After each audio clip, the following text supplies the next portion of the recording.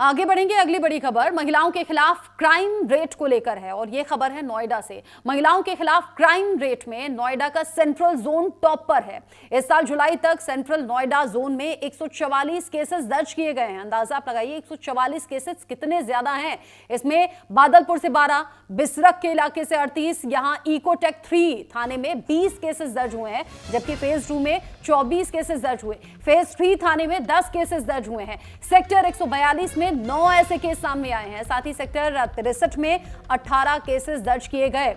सूरजपुर थाने में 13 केसेस दर्ज हैं, जबकि नोएडा जोन में 119 केसेस दर्ज हैं। ग्रेटर नोएडा जोन में 79 केसेस दर्ज किए गए हैं।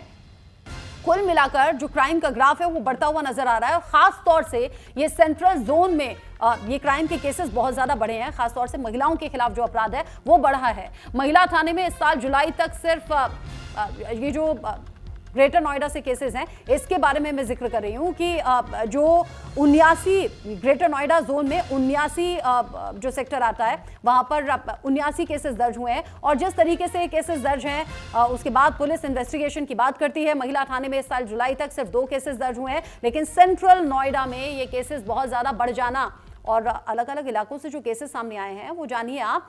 नोएडा जो कि अलग अलग जोन में बटा हुआ है, लेकिन सेंट्रल नोएडा लोगों की चिंताएं बढ़ा रहा है। 144 केसेस के साथ में 144 केसेस, आप समझिए कि यहां महिलाएं सुरक्षित महसूस नहीं कर रही हैं। एक तरफ तो नोएडा पुलिस दावे बड़े बड़े कर रही है, ग्रेटर नोएडा पुलिस दावे बड़े बड़े कर रही है, महिलाओं की सुरक्षा को लेकर बात हो रही है और इसमें कोई दो राय नहीं है कि काम हो भी रहा है। लेकिन बावजूद इसके ये जो सेंट्रल नोएडा का जोन है ये यहां पर केसेस बहुत ज्यादा बढ़ जाना, सेंट्रल नोएडा जोन में 7 महीने के अंदर अंदर क्राइम का ग्राफ किस तरीके से बढ़ा है, ये कुछ आंकड़े आपके सामने रखे हैं जो कि अलग अलग हिस्सों से आने वाले ये केसेस हैं।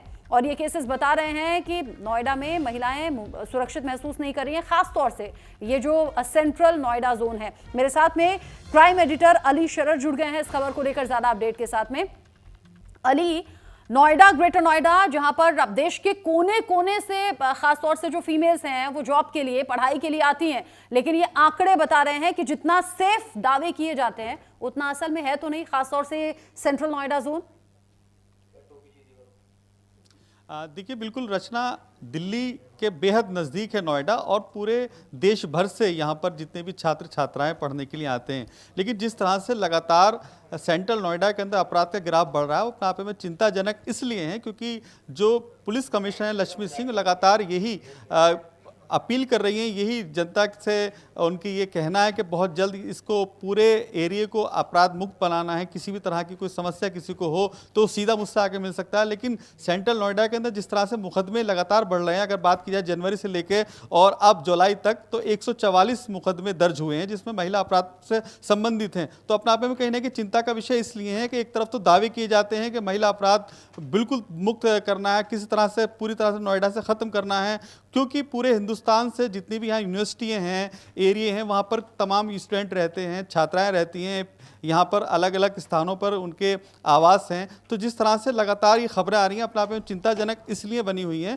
क्योंकि दावे जो किए जा रहे हैं वो लक्ष्मी सिंह जो कि खुद महिला हैं और उसके बाद महिला अपराध बढ़ रहा है, तो अपने आप में चिंता बना हुआ है। बिल्कुल, लेकिन लक्ष्मी सिंह जिस तरीके से काम करती हैं और जिस तरीके से अधिकारियों को इंस्ट्रक्शंस मिलते हैं उसका असर भी दिखता है।